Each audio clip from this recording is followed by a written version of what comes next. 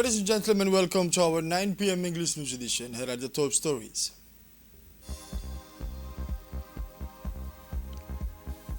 Yesterday, the 25th anniversary of the AFT, the Women of Tajura, celebrate with the First Lady.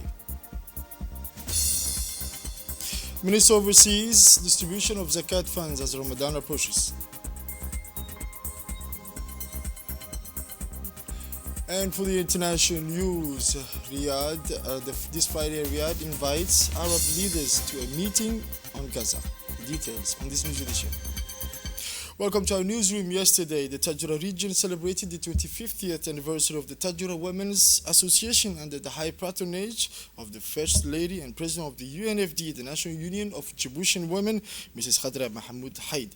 Since its establishment in 1998, this association has been working for the development and empowerment of women in the region, born from the will of determined women seeking to address the socio-economic challenges of the country.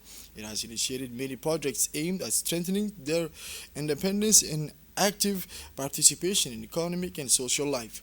Through various initiatives, the Tajura Women's Association has organized exhibitions in hotels and supermarkets, participated in regional fairs, and set up learning workshops for young people.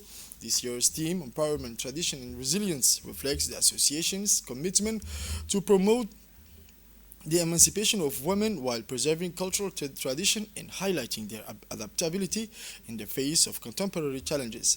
The 25th anniversary marks a turning point for the association, which continues to play a key role in promoting values of solidarity, knowledge transfer, and resilience. It stands as a driver of change, working for a more equitable society where women's empowerment goes hand in hand with progress and prosperity. The ceremony brought together numerous personalities, including government representatives, local authorities, UNFD partners, as well as members of civil society and women's community of Tajura. The presence of First Lady, Madam Khadra Mahmoud Haid, underscores her unwavering commitment to women's rights and their empowerment.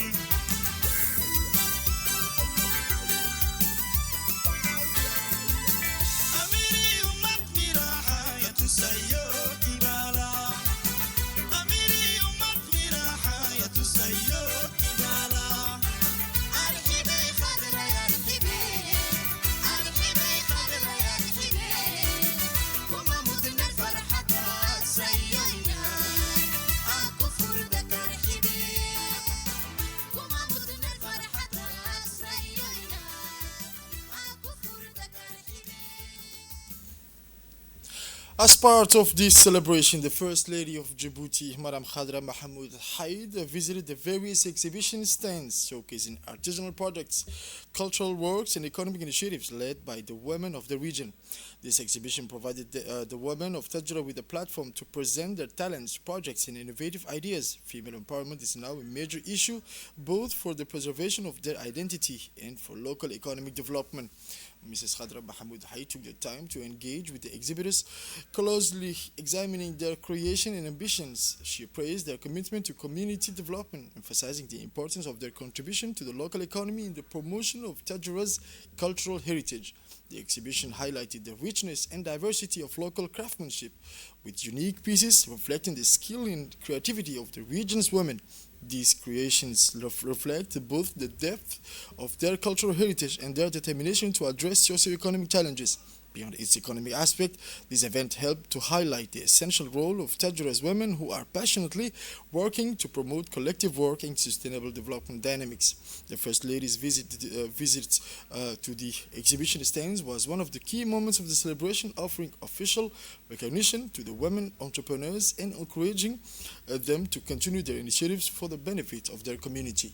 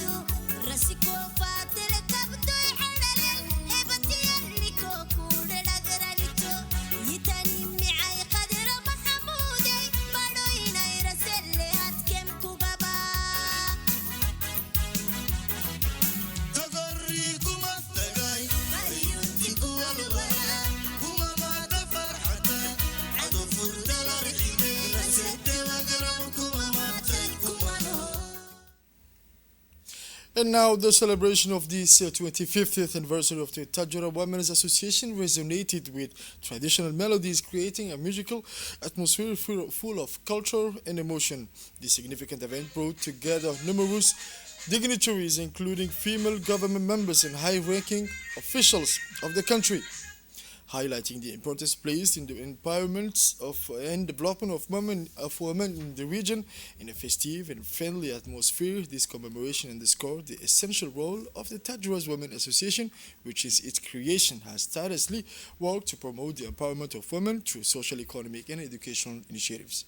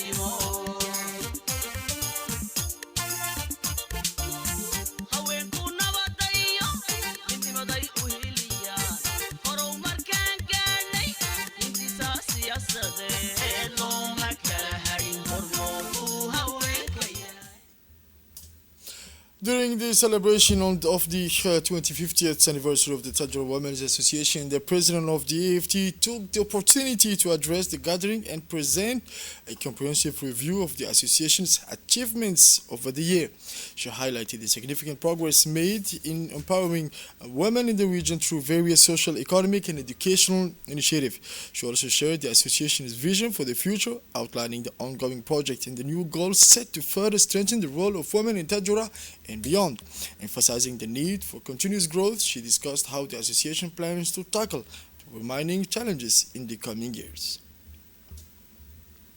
In a speech, the First Lady, Mrs. Khadra Mohammed Haid, praised 25 years of dedication and transformation driven by the Tajura Women's Association. Let's listen to the First Lady. Bismillahirrahmanirrahim. Yidardaro, chers mères, sœurs et filles de Tadjoura, mesdames et messieurs, c'est avec une immense fierté et une profonde émotion que nous nous réunissons aujourd'hui pour célébrer un quart de siècle d'engagement. My dear mothers, sisters and daughters of Tajura, it is with immense pride and deep emotion that we gather today to celebrate a quarter century of commitment, hard work and transformation within the Tajura Women's Association. This 25th anniversary represents far more than just a milestone in the AFT's history. It stands as a testament to 25 years of concrete actions for local development, women's empowerment, and youth education, a silent revolution that has shaped our community.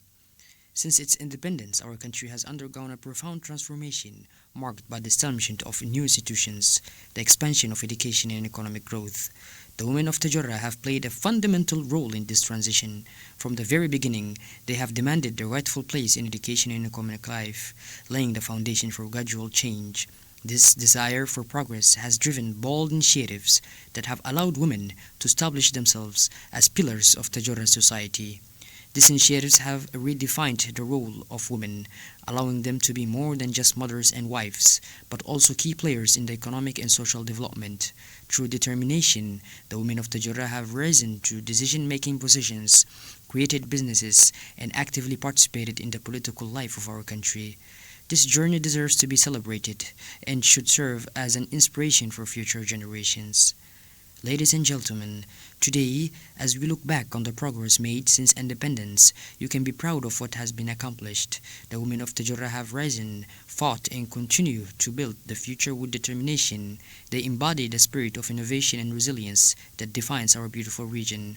I would like to pay tribute to the remarkable work of the members of the Tajura Women's Association, the trainers, and the volunteers who, with passion and dedication, bring this great initiative to life.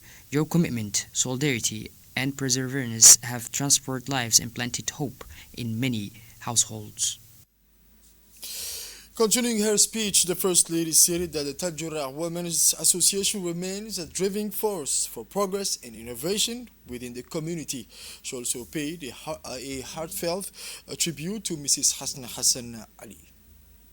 Tajura Women's Association have evolved with time and continues to innovate to meet the challenges of today and tomorrow, all while remaining faithful to its original mission. I also want to send a message to all those who benefit from AFT's training and programs. You are the architects of your own future. Keep learning, because every effort you make today is a building block for a better tomorrow. Never forget that knowledge is a powerful weapon, capable of breaking the chains of ignorance and opening doors to new opportunities. On this memorable day, we cannot talk about AFT's history without paying a heartfelt tribute to the women whose vision and dedication laid the foundation for this incredible journey, Madam Hasna Hassan Ali. Through her courage, leadership, and boundless love for her community, she mobilized women from all walks of life to champion a shared ideal, the empowerment of Tajura's women. She didn't just establish an association, she built an institution, a refuge, a school of life, and a launching pad for hundreds of women and young girls. Her tireless work, fight against inequalities, and commitment to education have changed lives and continue to inspire today. Madam Hasna Hassan Ali, on behalf of all the women who have benefited from your generosity and vision, we say thank you. Your dedication is a torch that will never be extinguished. Finally, to all of you gathered here today, let us celebrate these 25 years of success together with the certainty that AFT will continue to be a pillar of development and a symbol of hope for the women of Tajurra and beyond. To all the women past and present who have contributed and continue to contribute to Tajurra's development, I pay tribute. You are role models for our youth and a source of inspiration for all. And to you, young girls of Tajurra, dream big, dare, and climb your rightful place. Your future is in your hands. Long live the women of Tajurra. Long live Djibouti. And then the First Lady honored 14 emblematic women who have made significant contribution to the Tajura Women's Association. The event paid tribute to their dedication and their major role in the empowerment of women and the social development of the region. Coming from various backgrounds, these 14 women played a fundamental role in promoting women's rights, education, economic empowerment, and the preservation of cultural heritage. Their efforts within the AFT have improved the lives of many women in Tajura and inspired younger generations.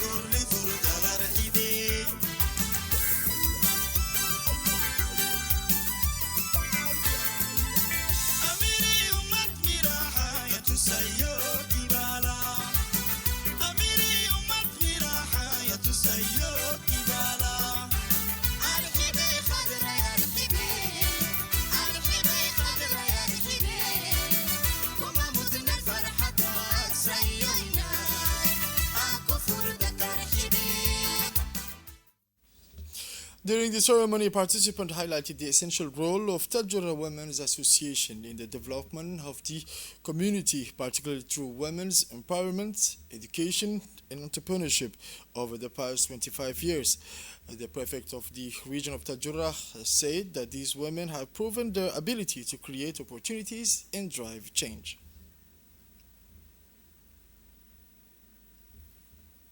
The beneficiaries expressed their gratitude towards the association, which has enabled them to access training and realize their projects. This anniversary marks the recognition of their efforts and determination. Despite the challenges ahead, they remain united and committed to continuing their fight for the independence and development of the women of Tajura.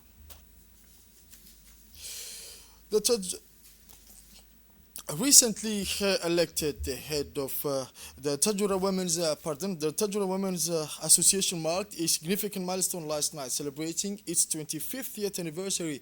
The evening was filled with heartfelt tributes and emotional testimonial, highlighting a quarter century of dedication and unwavering commitment to the empowerment of women. Throughout the evening, speakers reflected on the association's journey, acknowledging the profound impact it has had on the lives of women in Tajura and the region's broader social development.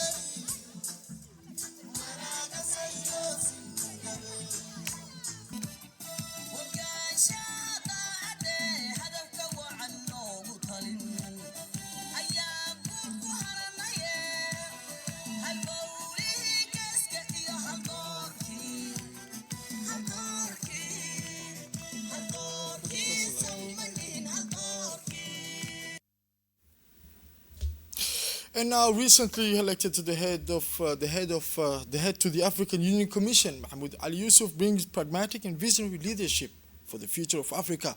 With his hands-on experience in integration, he is embarking on an ambitious projects, transport corridors, interconnected energy networks, and special economic zones. His goal to overcome bureaucratic hurdles and make African integration a tangible reality.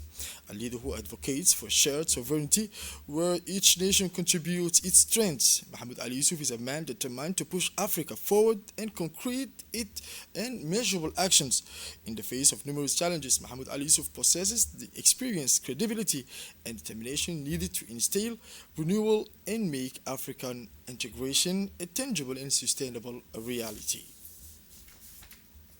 Today on Focus, we revisit the Djiboutian-Ethiopian model of regional integration, a prime example of strategic cooperation that we analyze with Dini. Dini, good evening. Thank you for accepting to share with me this news live edition, English news live edition. And now, can you talk about the Djiboutian-Ethiopian model of regional integration? First of all, I want to thank you, Tariq.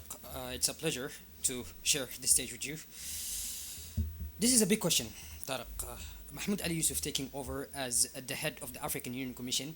Of course, he is a man, a diplomat man, well seasoned. He has many strengths, but one major one, if it's worth mentioning, is credibility. He is not just someone who talks about integration. You see, he has actually made it happen. The Djibouti-Ethiopia partnership is not perfect, but it works. Now, he must use that success to help the whole continent. The first lesson from Djibouti and Ethiopia is clear. Real integration needs real infrastructure. Africa will not unite through speeches. It needs roads, railways, ports, power grids, and trade zones that connect countries. Without modern and reliable infrastructure, integration will remain just an idea. That is why Mahmoud Ali Yusuf must focus on getting things built. He must convince African governments to invest in major projects, remove red tape, and focus on action, not just promises. The second lesson is embracing interdependence. Ethiopia depends on Djibouti for access to the sea.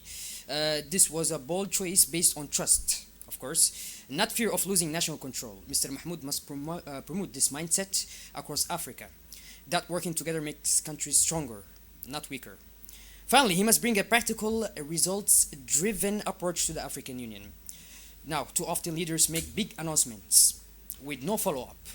That must change. Africa needs clear goals, strict deadlines, and a focus on real progress, not just plans on paper.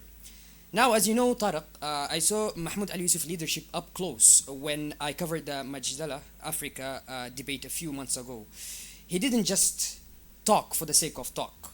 He offered real solutions, listened to different opinions, and found common ground. He is more than a diplomat. He is a problem solver. That is the kind of leadership Africa needs. Of course, there will be challenge. Some leaders will resist, and change will take time.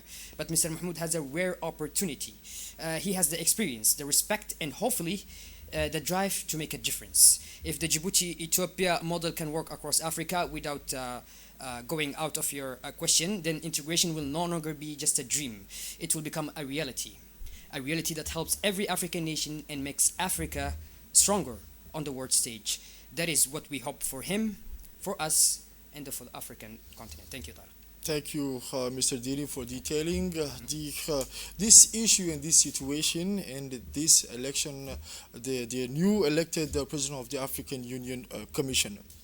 We continue to the national news. The General Directorate of Customs and Indirect Taxes officially launched its strategic modernization plan yesterday during a ceremony held at the Kempinski Palace under the high patronage of the Ministry of Budget, presided over by the Minister of Budget, His Excellency Mr. Ismail Ibrahim Roble, and the General Manager of Customs and Indirect Taxes, Kulet Ahmed Yusuf. This meeting marked the beginning of an ambitious reform carried out in partnership with the IMF Middle East Technical Assistance Center. In the context of growing globalization, Djibouti's customs are committed to a modernization process to strengthen its strategic role and position Djibouti as a leading regional logistic hub. This initiative aligns with national priority and public finance reform. The plan identifies 18 priority actions with a particular focus on digitalization for a smarter and more efficient customs system. The Djiboutian government reaffirms its commitment to carrying out this reform with the support of its international partners. This roundtable marks a key step toward the modernization of the customs administration, thus contributing to a more integrated, competitive, and prosperous Djiboutian economy. Let's listen now to an extract for the speech of the Director General of Customs and Indirect Taxes, Mr. Goulet Ahmed Youssouf. Un grand honneur et un profond enthousiasme que je vous accueille aujourd'hui à cette table ronde qui marque le lancement officiel du plan stratégique. It is with great honor and deep enthusiasm that I welcome you today to this roundtable, which marks the official launch of the 2025-2029 Strategic Plan for Djibouti Customs.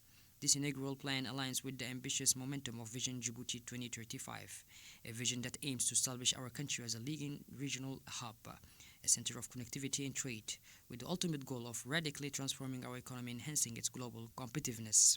Allow me to begin by emphasizing the crucial role of customs in this transformation.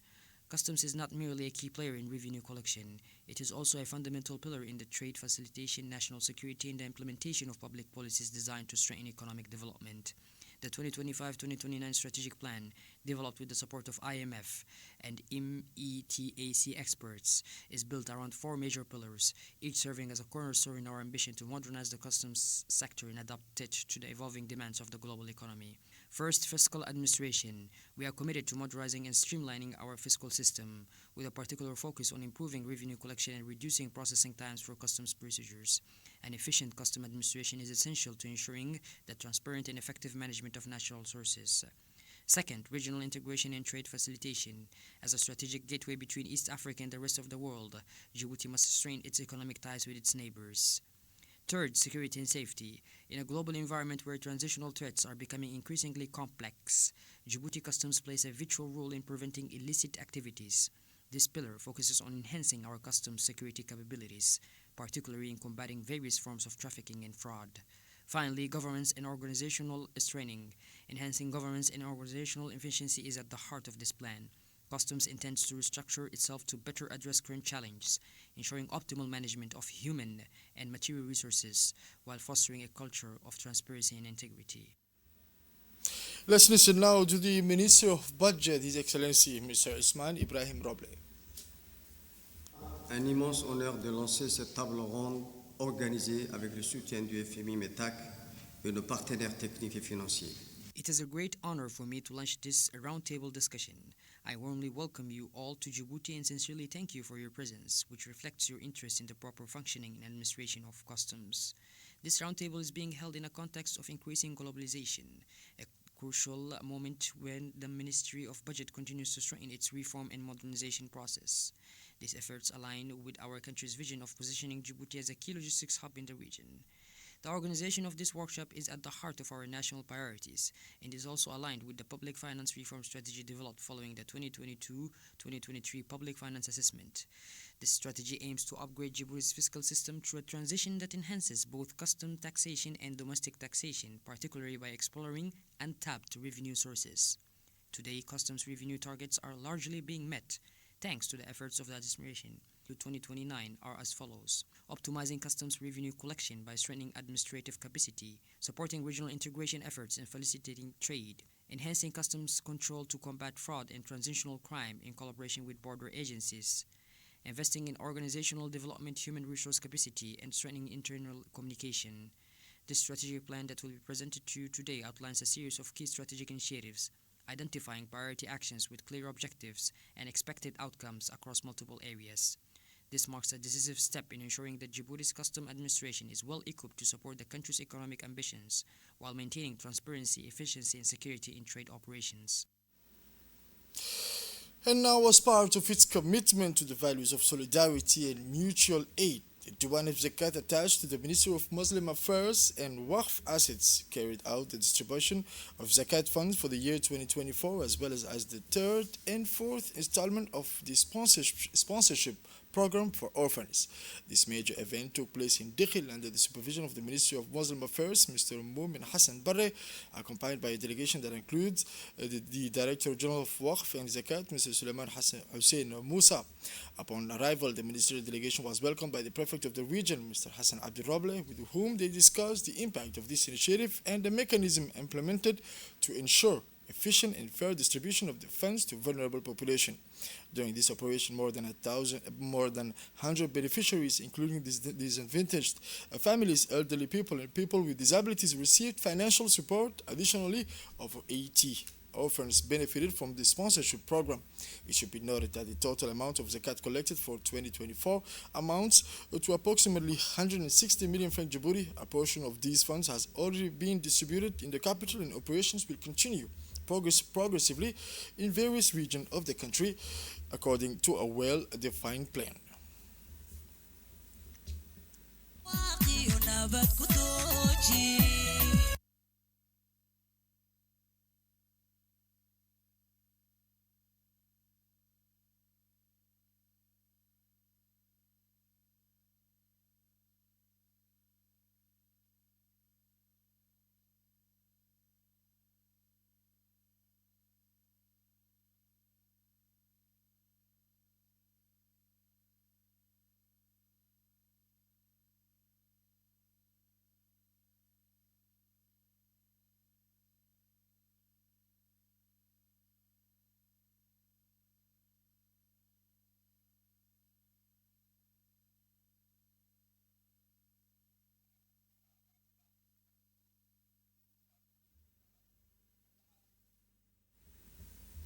In a reaction, the Prefect of Dikhil, Mr. Hassan Abdi Roble, expressed his gratitude to the ministerial delegation for this visit, which holds great significance for the local population. He emphasized that this distribution directly contributes to improving the living condition of beneficiaries in this vast region. In his speech, the Minister of Muslim Affairs, Mr. Mumin Hassan Barre, stressed the importance of preserving the values of national unity and social coexistence. He reminded that the Dikhil region, known as a city of unity, plays a key role in the country. It is an honor to be here in Dikhil for the distribution of Zakat funds for 2024 and the continuation of the orphan sponsorship program Kafala. This initiative reflects our commitment to solidarity and social welfare, ensuring support reaches those in need. Today, over 100 vulnerable individuals, families in need, the elderly, and people with disabilities receive financial assistance, while more than 80 orphans benefit from our sponsorship program. With 160 million Djiboutian francs collected this year, we continue distributing funds nationwide, following a structured plan to maximize impact. I extend my gratitude to all contributors, the Diwan of Zakat, and local authorities for their efforts in ensuring a fair and efficient distribution. May this initiative strengthen our community and bring hope to those who need it most. And now, Djibouti reaffirms its commitment to digital transformation. The Ministry of Numeric Economy, His Excellency Mariam Hamadou Ali, participated in the 40th General Assembly of the Digital Cooperation Organization, which took place on February 19 at the Dead Sea in Jordan. As a founding member of DCO, Djibouti aims to strengthen its position as a digital hub in Africa and beyond. This participation aligns with the vision of the President of the Republic, His Excellency Al-Haj Ismail Margele, who places digitalization at the heart of the country's economic and social development. In a speech, the minister commended the leadership of the DCO and emphasized the significance of the Assembly in adjusting priorities and tackling the challenge of digital transformation. On the sideline of the event, the minister, along with her counterpart, was received by the Jordanian Prime Minister, His Excellency Dr. Jafar Abdel Fattah Hassan, who reiterated his country's commitment to strengthen cooperation in the digital field. The Executive Secretary for Disaster Risk Management, in partnership with the National Meteorological Agency, organized a high-level meeting on Thursday, February 20, 2025, at the conference hall of the Djibouti City Hall, chaired by Ahmed Mohamed Madar, Executive Secretary for Disaster Risk Management, and Mohamed Ismail Noor, Director General of the National Meteorological Agency. The main objective of this meeting was to present the seasonal weather forecast for the period from March to May 2025, analyze the expected climate trends, anticipate risks associated with extreme weather phenomenon, and propose effective adaptation and mitigation measures. In his intervention, Ahmed Mohamed Madar emphasized the importance of effective anticipation of climate risks, stressing the need to strengthen coordination between the various concerned institutions. C'est un honneur pour moi de vous accueillir aujourd'hui à cette réunion consacrée aux prochaines prévisions météorologiques. It is an honor to welcome you to this meeting on upcoming weather forecasts. We are here to anticipate, analyze, and take action against climate challenges by adopting proactive strategies to strengthen our resilience. Meteorology plays a crucial role in risk prevention and community resilience as extreme weather events become more frequent and intense. Having precise, reliable, and up-to-date information is essential. Today we have two main objectives. First, we will review the weather forecasts for March to May 2025 to enhance our preparedness. Second, we aim to strengthen coordination among key stakeholders, including sectoral ministers, national organizations, and UN agencies. Leveraging modern technologies and satellite data will allow us to refine our prevention and adaptation strategies. But beyond the tools, it is our collective commitment and ability to act swiftly that will truly make a difference. As part of its strategic ambitions for a sustainable energy, the energy future, the Republic of Djibouti will have the honor of hosting the first edition of the International Scientific Conference on Energy and its Applications from February 25th to 27th, 2025 at the Isla Grand Hotel. This prestigious event aligns with the key direction outlined by Djibouti Vision 2035, led by His Excellency Mr. Ismail Omar Guelleh, President of the Republic of Djibouti. As the world faces major energy and climate challenges, Djibouti is positioning itself as a pioneer in energy transition by diversifying its energy mix with innovative renewable solutions such as wind, solar, geothermal, and more recently, tidal energy. The country is not only addressing its internal energy access needs, but also contributing to cost reduction and energy independence. And then tomorrow, Saturday, February 22nd, 2025, a symbolic national race will take place in front of the smart city of Djibouti, located on the route de Venise. The event aims to celebrate the victory of Mohamed Ali Yusuf, recently elected President of the African Union Commission, while also highlighting the smart city, a flagship project of the country.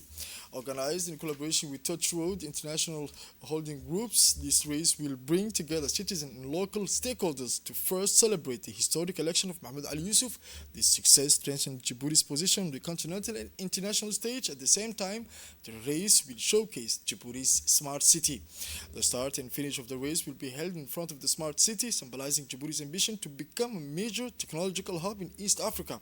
The circle route reflects the connection between the country's political success and its digital future. Let's listen now to the intervention of the chairman of Touch Road International Holdings Group.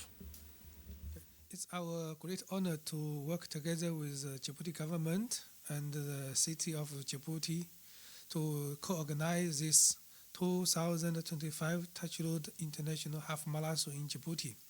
It will take place in Djibouti City, the smart city of Touch Road Djibouti Special Economic Zone, on February 22nd in the morning at 7 o'clock. I sincerely invite all Djiboutian people and the people that stay in Djibouti can join in this marathon. This marathon is not a professional marathon. Our target is to make a better life, running for fun, running for better life. That is my principle for this international marathon. So I hope the people they can enjoy the marathon and to feel the enjoyment of the sports and to feel the happiness of the sports. We will organize half marathon in Djibouti every year, not only this year, and every year we will organize it because I want to encourage the people to join the sports, to join the marathon to make a better health. So I hope all the people will enjoy the marathon with us. With this marathon, why we select the place, Smart City, to be the start point and to be the finishing point? Because my company, Touch Road Group, we started from Africa since year 2000. We have about 25 years experience with African. I know the bigger potential in Africa, and especially in Djibouti, there's a very big potential to grow and to invest. So Touch Road Djibouti Special Economic Zone is one of our biggest projects we invested in Africa and also in Djibouti. With the leadership of President Gili, we are enjoying the investment environment in Djibouti. We are in Djibouti since year 2013. The past 10 years, we see a lot of change in Djibouti. So I hope you will enjoy our marathon, you will enjoy our smart city, you will enjoy the good relationship between China and Djibouti. We also appreciate the support we get from RTD, and RTD will be our good partners. We will work together to report the marathon. And for the RTD cooperation between us, we will continue to give more information to RTD about our smart city, the progress about our smart city, so you can know more about our smart city. The Honorable Minister of Foreign Affairs of Djibouti wins the chairperson for African Union, so we decided to make this marathon as a part of a celebration for his big win. We head to Somalia now, where the President of Somalia, His Excellency Hassan Sheikh Mohamud, extended his congratulations to Mr. Mohamed Ali Yusuf on his election as President of the African Union Commission, emphasizing Somalia's commitment to working with him for peace and development across Africa. The Somali Deputy Minister of Foreign Affairs, Mr. Isaac Mahmoud Mursal, reiterated his country's support for Djibouti and praised the skills and leadership of the newly elected president. In Mogadishu, Somali citizens expressed their pride, viewing this election as a significant step forward for African solidarity. And for the international news, Saudi Crown Prince Mohammed bin Salman has invited the leaders of Gulf countries as well as those from Egypt and Jordan to an informal meeting this Friday in Riyadh, according to the SPA news agency. Crown Prince Mohammed bin Salman invited the leaders of the Arab Gulf countries as well as those of Egypt and Jordan to a meeting in Riyadh on Friday, the official Saudi SPA news agency reported. The Arab states pledged to work on a plan to rebuild Gaza after the war in order to counter U.S. President Donald Trump's proposal to turn the enclave into an international resort after resettling its Palestinian inhabitants elsewhere. Egypt and Jordan to take in Palestinian displaced from Gaza, a suggestion rejected by both countries. This is it for this 9 p.m. English News edition. Thank you for watching us and stay tuned for more on RTT.